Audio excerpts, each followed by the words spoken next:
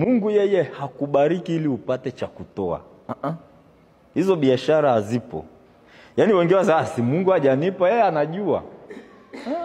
Ila wewe unatakiwa utoe ili akufanyeje? Namfahamu yule mama anasema yani ni aka kaunga aka natakiwa nikapike nile na mtoto wangu tusubiri nini? Ndo hako tu anako. Alafu yule bwana mtumishi wa Mungu anambia ako nakataka. Swala kufa unajua wewe. Ila mimi Mungu hako unakoona ndo unakategemea ule leta. Sio kwamba subiri nikupe unga mwingi ndo nitolee. Formula iendagi hivyo, haitakuwa sadaka. Kumbe unatakiwa utoe kwanza ndo ufanyeje? Upewe. Ila sisi wengi tunasubiri tupewe ndo tufanyeje? Unaona unapopishana na gari la mshahara.